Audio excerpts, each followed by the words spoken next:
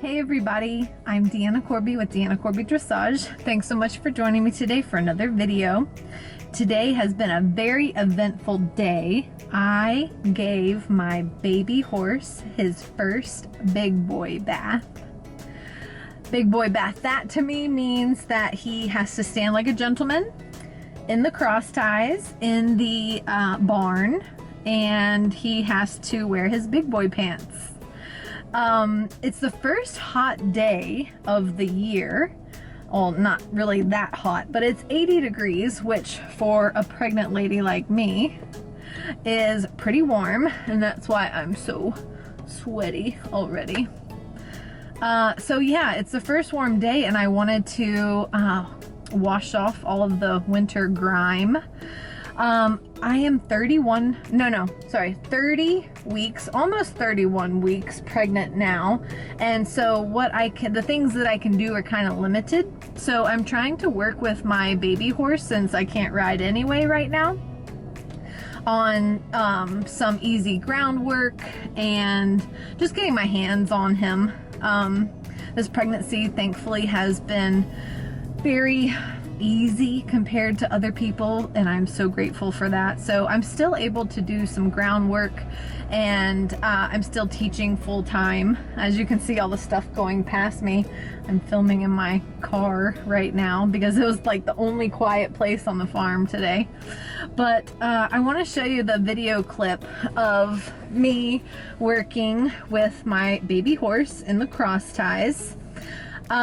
So I've done a lot of homework up to this point with him. I've gotten him accustomed to the water, standing outside, being hosed off, and him accepting that form of pressure. A form of pressure means just something that the horse is uncomfortable with, whether it be fly spray, water hose, pressure from your hands or from the halter, or something like that, and just teaching the horse how to deal with that pressure. I made a whole other video with PJ like a year ago when I very first got him and was introducing him to water, and I'll be sure and put up a card for that video because it talks all about getting your horse acclimated to pressure, meaning in this case the water hose and the water.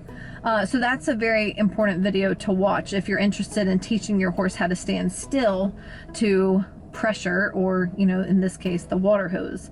So I've done a lot of that with him already, and I've worked with him a little bit about standing still in the cross ties. He does ground tie and tie to a single post quite well, but in the cross ties, it's been, I haven't done much of that yet. When I work with him, I don't usually put him in the cross ties very much because I am just working with him, you know, grooming or trailer loading or standing for the farrier, or, you know, baby stuff like that, round pen. So today I wanted to put him in the cross ties and in the cross tie area and give him a bath. Now, you have to be flexible with young horses, and with all horses really, on your agenda and what you're going to do for the day. You have to be willing to take a step back, to take things slowly, to go bit by bit. So yes, I wanted to give him a bath today, but that was not my main agenda. It was to have a good experience and not necessarily bathe the horse for the Olympics, but, you know, to just get him a little bit cleaned off, but ask him to stand still, have a good experience, be relaxed, be a gentleman, not invade my space, and understand that this form of pressure, meaning the water, was going to go away if he would just relax. Now, like I said, I did a lot of baby steps and groundwork leading up to this point. This was not his first time feeling water on his body by any means, but it was his first time putting everything together, being in the cross ties, raising my expectations, and being bathed. And I think he did really well. Something that I tried to do is just have everything set up beforehand. I had my rain boots on beforehand. I had my rope halter on. I had my soap bucket already next to me and ready, and the space prepared and cleaned.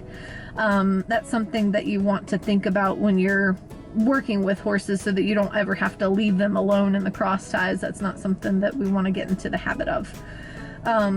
So then I started, you know, at his feet, work my way up with the water hose. It was like lukewarm. I'm glad that I am able to have, you know, hot and cold water in the barn, so makes it easier so that the horse doesn't have to acclimate to the cold water. But the water was lukewarm, and I just went slowly, and I tried to at first, you know, I just held him by the lead rope and the rope halter, and washed his body with one hand, held him with the other.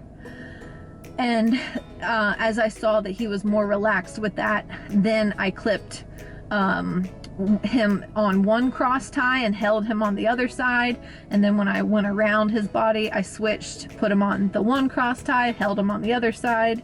I didn't want to over face him with too many challenges, but I think next time perhaps I'll put him, as I continue to work with him about understanding how to stand still in the cross ties and to relax in the cross ties, I think I will bathe him completely in the cross ties next time. But yeah, that's my advice for young horses. I love working with young horses so much. It's so awesome to see their little brains like work, seeing the hamster on the wheel, and seeing them comprehend what we want. I think it's really cool.